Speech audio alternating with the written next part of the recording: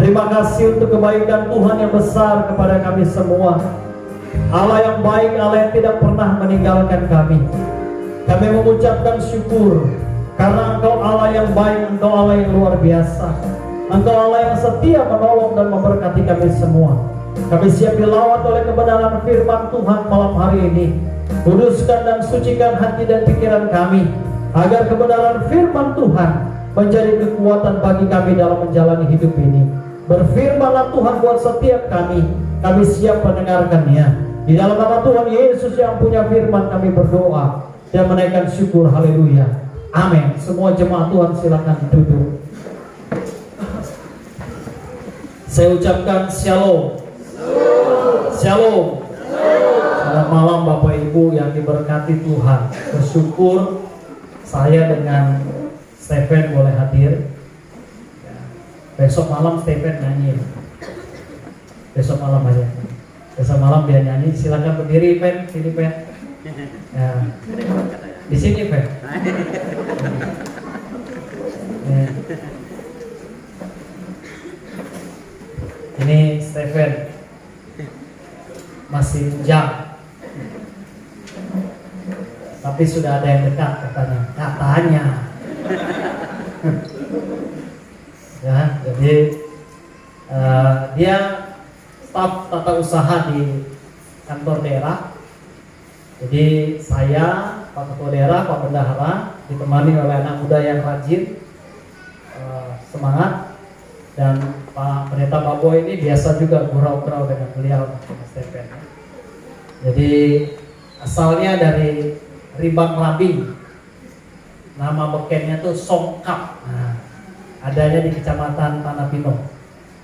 Dari Ulu, ya. Sekolah di STT Jeffrey Makassar, lulus tahun 2018. Pernah memegang jemaat di Oyah kiri kanan, Kecamatan Menutu. Setelah itu ditarik oleh Ketua Daerah yang lama, Pak Pendeta Sumarno, untuk jadi staf TU daerah dan juga melayani di GKI Elit Nyatang waktu itu. Sekarang full time dia di staf TU daerah. Nah, atas izin Tuhan, dia dengan saya dan diperintahkan oleh Bapak Ketua Daerah untuk menemani saya ke Jabai ini. Baru pertama ke Jabai Bapak Ibu, dia bilang seru dan dia senang dengan Bukit Kinau itu. Berapa kali dia foto dan dia upload, nanti pasti akan diposting dia di Facebook karena dengan media sosial cukup aktif. Tapi hal-hal yang positif itu kan ya. Besok dia akan nyanyi gitu ya. Besok dia akan, suaranya bagus Bapak Ibu, ini saya promosi duluan sesuai dengan tampangnya gitu. Ya, manis dia. Jadi ya dia akan khotbah di Natal Pemuda nanti dan dia akan melanjutkan pelayanan saya sampai di tahun baru gitu ya. Ya, usianya masih muda, energik, tamatan STT Jeffrey Makassar. Sekolah kita yang ada di Makassar, dia tamatan di sana ya. Tuhan memberkati, Pen. Itu dulu ya. Nanti besok bla-bla-blanya lagi ya. Silakan, Tuhan memberkati ya. Bapak Ibu, terima kasih untuk kesempatan yang indah saya boleh melayani di tempat ini. Makasih panitia, makasih Bapak Kepala, makasih ya. Saya ini dikawal sama mantan jemaat saya di Mandala, PL Kani sekeluarga. Jadi PL Kani Natalan di Jabai, saya juga Natalan di sini, beliau juga sekeluarga Natal di sini ya. Saya tanya, sudah izinkah dengan Pak Gembala di sana? Sudah.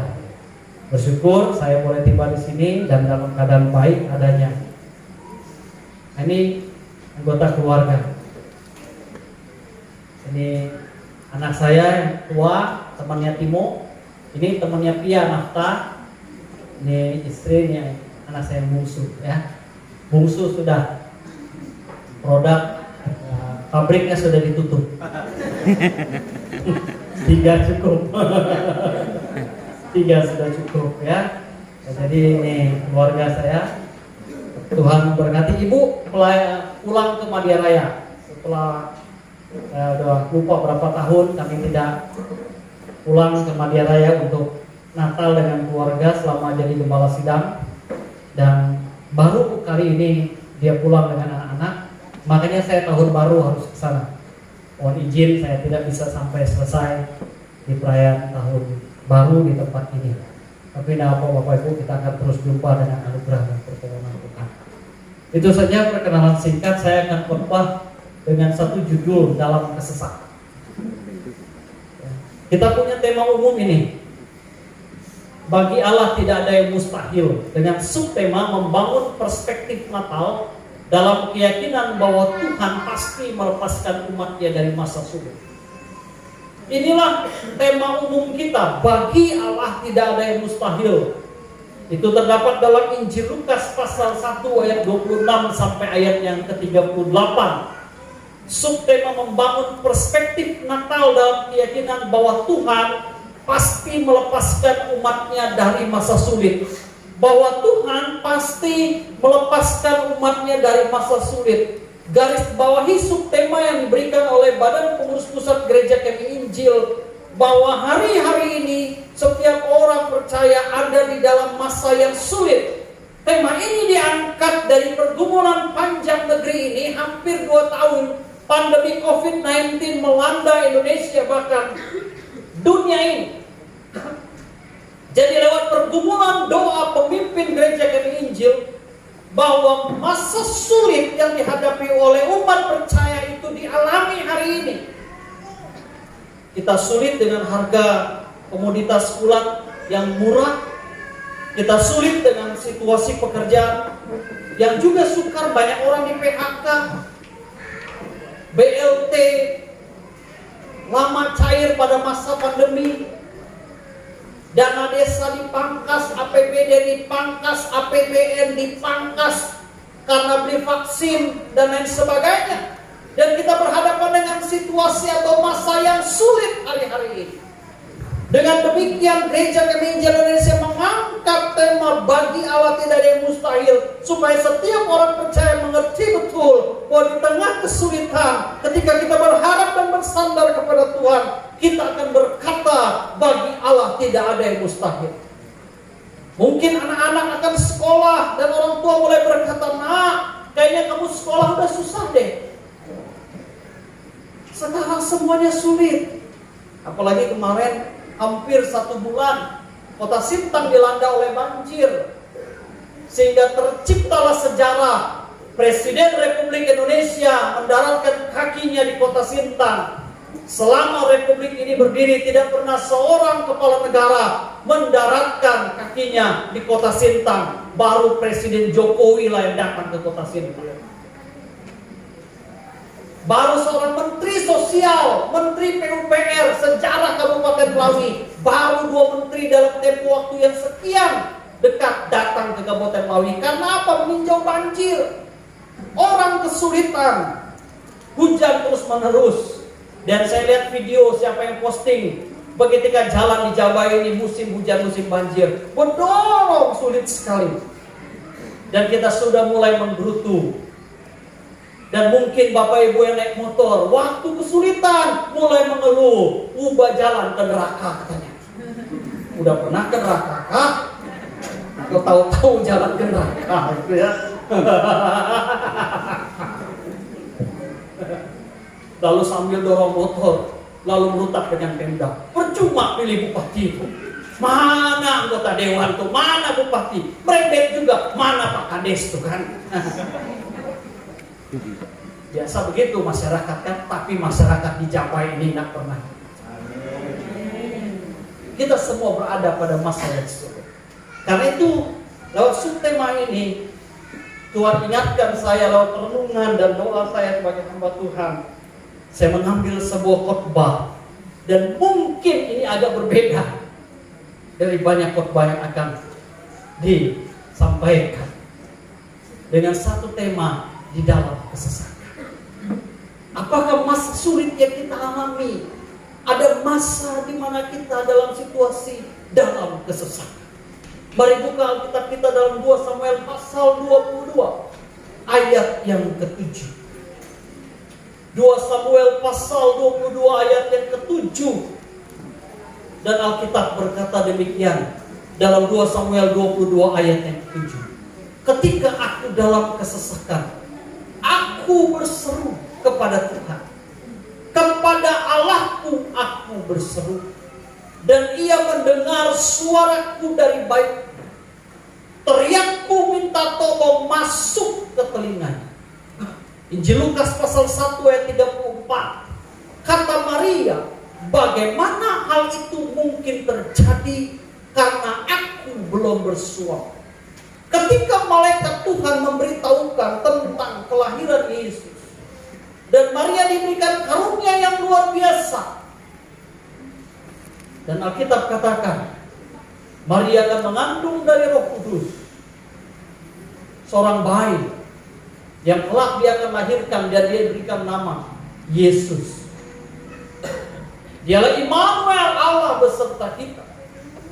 Tetapi kata Maria dalam Injil Lukas pasal 34, pasal 1 ayat 34, kata Maria, bagaimana hal itu mungkin terjadi karena aku belum bersuami.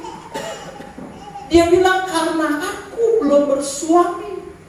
Kalimat karena aku belum bersuami menjadi pertanda sebuah kesesakan yang akan dialami Maria jika kehamilannya kelak menjadi perbincangan banyak orang. Manakah mungkin orang belum bersuami bisa mengandung? Manakah mungkin orang belum bersuami bisa hamil? Inilah pernyataan Maria. Aku belum bersuami, mana mungkin aku bisa hamil? Dan bayangkan kalau dia hamil belum bersuami, apa kata orang nanti? Di tengah masyarakat kita pun kita sering melihat dan menyaksikan seperti itu. Ya kan? Apalagi ibu-ibu udah ngomongin sesamanya, lalu ngumpul di kaki lima. Ada cabai, ada timun, ada buah nangka muda, sambil berculik ngomong, ada cerita terbaru. Tetangga kita, suaminya kerja di SBK, tidak pulang setahun, tiba-tiba berhenti. Yang mana? Oh ya, oh, itu gosip terbaru. Oh yang benar. Masa kita nggak tahu, sambil makan, sambil berculik ngomong. Dan orang yang mengalami hal seperti itu, apa kata orang nanti? Dan sebuah tekanan yang terjadi. Manakah mungkin belum bersuami bisa hamil? Dan itulah situasi keadaan yang dialami oleh Maria. Dan kita sebagai orang percaya, bukan dalam konteks ini saja kita mengalami kesesakan, tetapi kesesakan yang kita alami dengan beratnya dan banyaknya pergumulan. Sehingga 2 Samuel pasal 22 ayat 7 berkata, ketika aku dalam kesesakan, aku berseru kepada Tuhan, kepada Allahku aku berseru, dan ia mendengar suaraku dari baitnya. Teriakku minta tolong masuk ke telinganya. Posisi manusia umat Kristen yang dalam kesesakan dan punya keyakinan Allah pasti melepaskan umatnya dari masa sulit, kita harus berseru dan datang kepada Tuhan, Sang Pemilik hidup ini. Apakah orang yang sudah percaya Yesus dapat bebas dari kesesakan? Jawabannya tidak. Karena kesesakan bagian hidup yang harus kita lewati bersama Tuhan.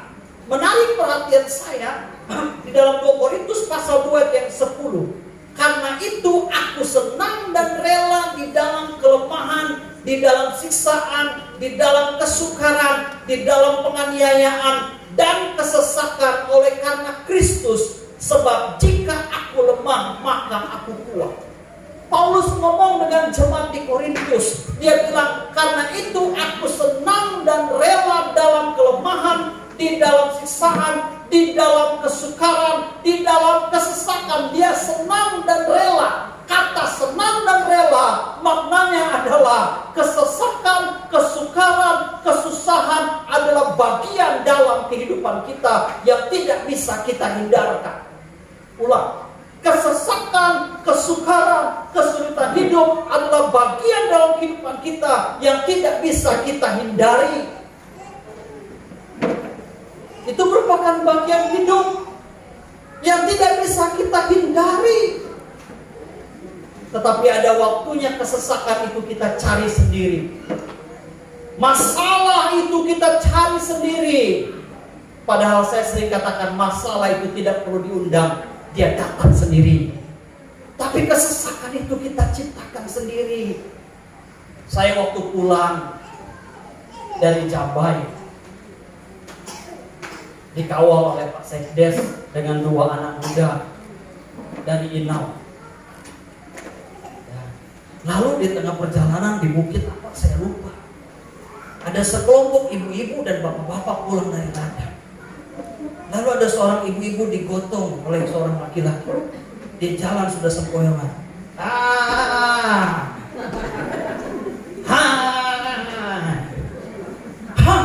Saya kaget. Apa ibu-ibu jalan sudah sempoyongan? Pulang dari ladang.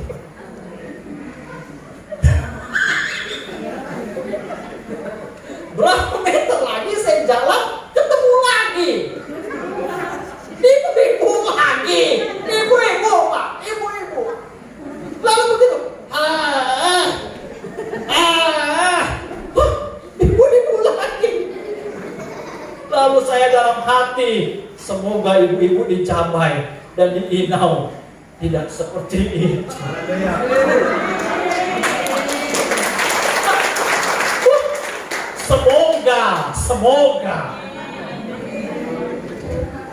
Semoga.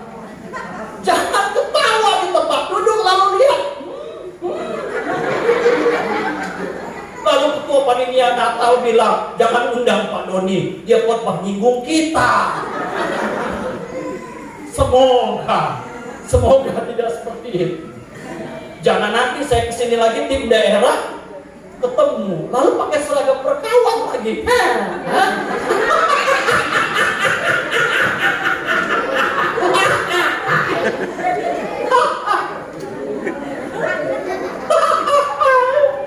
Aduh, ibu-ibu begitu. Aduh, semoga ibu dicapai dengan diinau. Jangan katanya begitu. Ya kan? Jangan pulang dari ladang begitu. Gimana padinya mau bagus? Masa pulang dari ladang model begitu? Kesesakan diciptakan sendiri. Datang sendiri, diciptakan sendiri. Ya kan? Ya kan? Jangan kesesakan diciptakan sendiri. Mari kita punya kemauan, komitmen untuk singkirkan itu. Supaya hidup kita damai dan sejahtera Tuhan ada dalam hidup kita. Mari kita lihat di dalam Alkitab diceritakan 2 hal penyebab kesesakan yang dialami oleh tokoh-tokoh dalam Alkitab. Yang pertama, kesesakan itu akibat dosa. Dalam Yunus pasal 1 ayat 1 sampai 3, Alkitab bilang begini, datanglah firman Tuhan kepada Yunus bin Amitai demikian. Bangunlah, pergilah ke Niniwe, kota yang besar itu. Berserulah terhadap mereka karena kejahatannya telah sampai kepadaku. Tetapi Yunus bersiap untuk melarikan diri ke Tarsis jauh dari hadapan Tuhan. Ia pergi ke Yafo dan mendapat di sana sebuah kapal yang akan berangkat ke Tarsis. Ia membayar biaya perjalanannya, lalu naik kapal itu untuk berlayar. Bapak Ibu terkasih dalam Tuhan, Yunus ini punya sebuah masalah, dia melarikan diri akhirnya, dan Alkitab katakan dia mengalami persoalan. Dan Yunus mengalami sebuah yang namanya kesesakan akibat dosanya. Dosa apa? Ketidaktaatan. Ketidaktaatan terhadap apa? Terhadap perintah Tuhan. Terhadap apa yang Tuhan firmankan untuk Yunus lakukan, dia tidak mentaatinya. Akhirnya dia mengalami kesesakan. Mazmur 32 ayat 3 sampai 5 bilang, selama aku berdiam diri, tulang-tulangku menjadi lesu, karena aku mengeluh sepanjang hari, sebab siang malam tanganmu menekan aku dengan berat. Sumsumku menjadi kering seperti oleh teriknya musim panas. Dosaku kuberitahukan kepadamu, dan kesalahanku tidaklah kusembunyikan. Aku berkata, aku akan mengaku kepada Tuhan pelanggaran-pelanggaranku, dan Engkau mengampuni kesalahanku, kata Alkitab. Alkitab katakan, selama aku berdiam diri, selama aku tidak mengaku dosaku, selama aku tidak membereskan hidupku, kata pemazmur, aku dalam kesesatan. Jadi kalau kesesatan itu dicari sendiri, hidup kita sudah sulit, hidup kita sudah sukar. Ibu-ibu yang diberkati Tuhan, bapak-bapak yang diberkati, kalau kita berdiam diri dan menutupi dosa kita dan membiarkan hidup kita terus ada di dalam dosa, itu yang saya sebut kesesakan kita cari sendiri. Karena kita sedang membiarkan diri kita terus hidup di dalam dosa, terus hidup di dalam ikatan dosa. Jangan ganti gembala demi gembala sidang, pendeta demi pendeta menggantikan pelayanan di tempat ini ataupun di inap. Hidup kita tidak pernah berubah. Natal demi Natal kita rayakan setiap tahunnya, tapi hidup kita tidak pernah berubah. Kita terus membiarkan diri kita terkurung oleh dosa di dalam kesesakan, dan tulang-tulang kita menjadi kering, menjadi lesu, tidak ada semangat, tidak ada gairah. Karena kita sedang membiarkan diri kita, hidup kita ada di dalam sebuah kesesakan. Karena kita mencarinya sendiri dan membiarkan kesesakan itu ada di dalam kehidupan kita. Membiarkan dosa itu terus menyelimuti kita. Setiap Natal kita ganti baju baru, jahit baju baru, turun ke Nangapino. Ada yang pergi ke 35, ada yang pergi ke Lelong, ada yang pergi ke Top Mode, Istana Mode. Ganti sepatu baru setiap Natal, pakai baju baru, pakai sepatu baru. Waktu Natal tahun yang lalu, sepatu tidak tinggi 7 cm, cukup 3 cm. Jadi dia punya jalan, ibu-ibu, dia bilang sama suami, Pak, tahun lalu hak mama cuma 3 cm, jadi jalannya. Dia kasih persembahan jalan. Lalu dia bilang sama suaminya, supaya lebih keren lagi mama, tahun ini Bu ganti sepatu yang 7 cm tinggi. Jadi waktu dia jalan, kasih persembahan khusus sepatu 7 cm. Di tengah jalan patah. Sepatu you ganti yang baru, baju you ganti yang baru, tapi hidup tak pernah baru.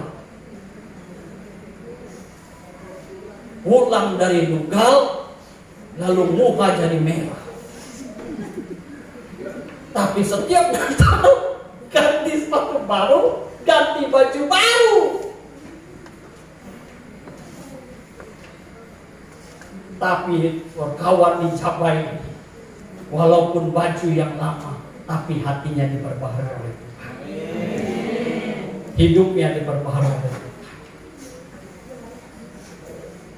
Dan minta Tuhan memulihkan hidupnya. Yang kedua, perempuan pendarahan mengalami kesesakan karena ujian iman. Tadi contoh orang mengalami kesesakan karena dosa.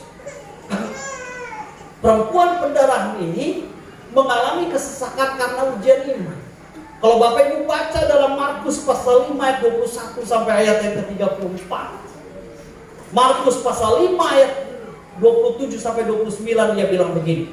Dia sudah mendengar berita tentang Yesus. Maka di tengah-tengah orang banyak itu, ia mendekati Yesus dari belakang dan menjamah jubahnya. Sebab katanya, asalku jamah saja jubahnya aku sembuh. Seketika itu juga berhentilah pendarahannya dan ia merasa bahwa badannya sudah sembuh dari penyakit. Perempuan pendarahan ini berapa lama pendarahannya ibu-ibu? 12 tahun. Dan Alkitab katakan pendarahan yang dialaminya, dia sudah pergi ke berbagai dokter, tetapi dia tidak mengalami pemulihan. Ketika dia jumpa dengan Yesus, dia cuma bilang, asal ku jamah jubahnya, aku sembuh. Kalimat aku sembuh itu tidak datang dari orang lain. Kalimat aku sembuh itu datang dari dirinya sendiri. Aku sembuh, kalimat itu mengandung makna bahwa perempuan itu punya semangat dari dalam dirinya sendiri. Bukan semangat dari orang lain, tapi semangat dari dalam dirinya sendiri. Kesesakan yang dialami itu merupakan ujian iman yang Tuhan izinkan terjadi di dalam kehidupan kita, Bapak Ibu. Dan waktu kita mengalami ujian iman, sakitkah, pergumulankah, apapun, kita harus berkata di dalam nama Tuhan Yesus, bagi Allah tidak ada yang mustahil. Yang sakit akan berkata, aku sembuh. Jadi semangat itu harus keluar dari dirimu sendiri. Jangan tunggu orang lain berikan semangat.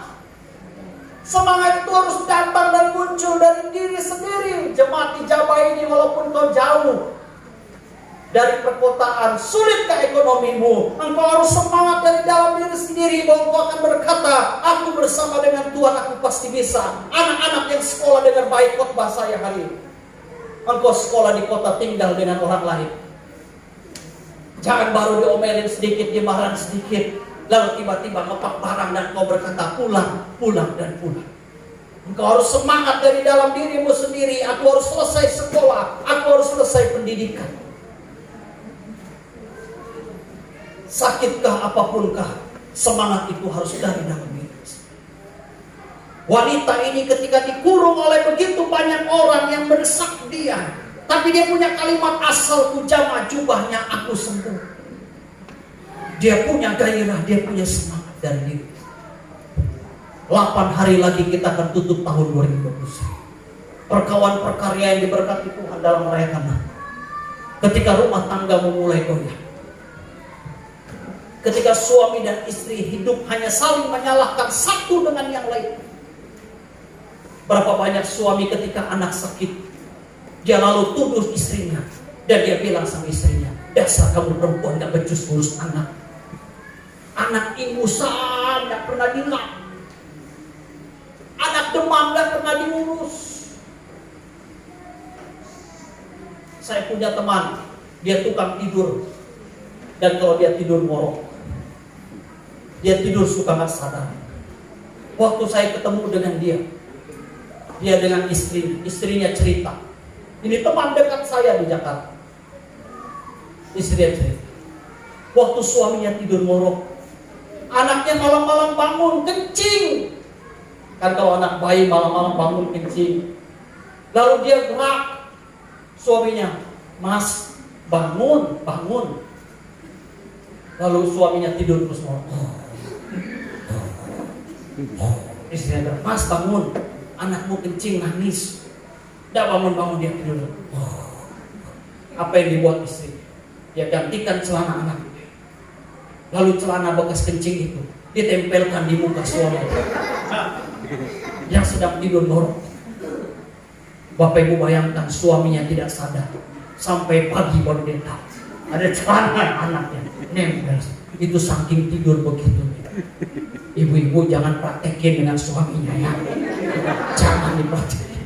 Bisa ketengkar, bisa berkelahi itu bau kesing, bau kencing anaknya itu dan dia nggak sadar sampai pagi. Itu bisa nyata. Jangan ada yang praktekin pulang dari sini, kebetulan ada banyak anak baik. Praktekin khotbah Pak Doni juga. Tidur, norak kasih tidur. Begini. Jangan ada yang praktek. Kesukaran kan, kesulitan kan. Kita mengalami masalah suami istri kan gara-gara hal sepele, tapi kita harus semangat dari dalam diri kita sendiri. Mari tatap tahun 2022 dengan kita berkata di dalam rumah tangga, aku akan bebas dari kesesakan. Aku akan punya semangat dari dalam diriku sendiri. Semangat untuk menang. Sebab aku akan berkata malam hari, bagi Allah tidak ada yang mustahil. Amin. Tuhan membebaskan kita dari masa sulit. Biar masa sulit, situasi kesesatan yang kita alami, kita akan dipulihkan oleh Tuhan malam ini. Sebelum saya akhiri khotbah saya akan menaikkan satu pujian kepada Tuhan.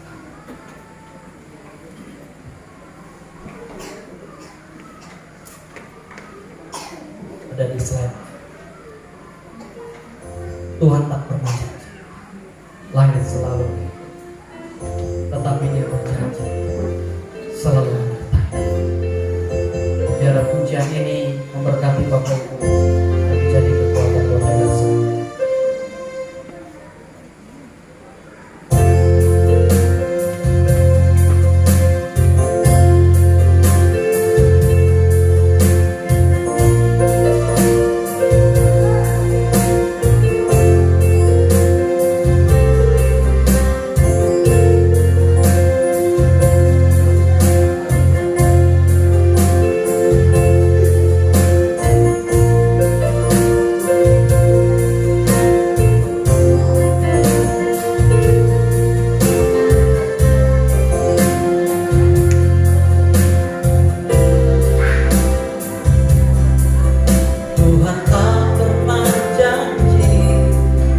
Langit selalu biru, tetapi Dia berjanji selalu menyertai. Tuhan tak pernah janji jalan selalu rata, tetapi Dia berjanji berikan kekuatan.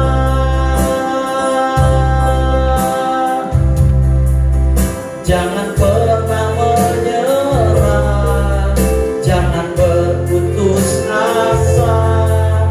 Mujizat Tuhan ada saat hati menyembah. Jangan pernah menyerah, jangan berputus asa. Mujizat Tuhan ada bagi yang setia dan percaya. Bapak Ibu yang tahu pujian ini, mari kita naikkan pujian ini bersama-sama. Tuhan tak pernah janji langit selalu biru, tetapi Dia berjanji selalu menyertai kita semua.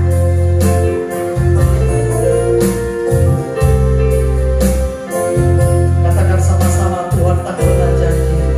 Tuhan tak pernah janji langit selalu biru, tetapi Dia berjanji selalu menyertai. Tuhan tak pernah janji jalan selalu rata, tetapi Dia berjanji berikan kekuatan. Jangan pernah menyerah, jangan berputus asa. Mujizat Tuhan ada saat hati menyembah. Jangan pernah menyerah, jangan berputus asa. Mujizat Tuhan ada bagi yang setia dan percaya.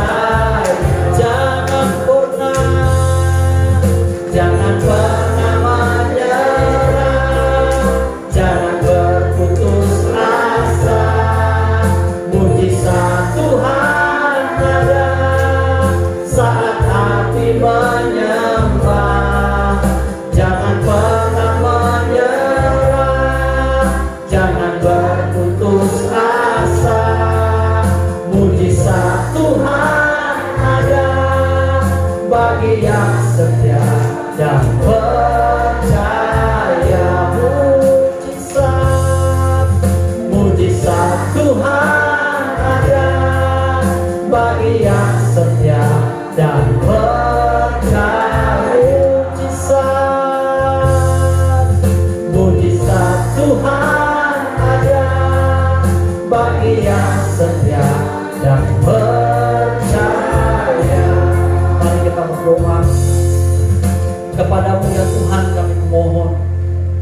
lepaskanlah umat-Mu dari dalam kesesakan. Kesesakan akibat dosa, kesesakan yang merupakan ujian iman. Biarlah kami semua dapat kuat dan terbebas dari kesesakan. Dan percaya Tuhan memampukan kami menghadapi kesesakan apapun yang Tuhan izinkan terjadi dalam kehidupan. Kalau itu diakibatkan dosa, Tuhan ampuni kami. Tuhan bereskan hidup kami. Kalau itu diakibatkan ujian iman, Tuhan mampukan kami untuk bertahan menghadapi kesesakan yang ada. Di dalam nama Tuhan Yesus kami bersyukur untuk firman. Haleluya. Amin. Saya kembalikan kepada pemimpin pujian.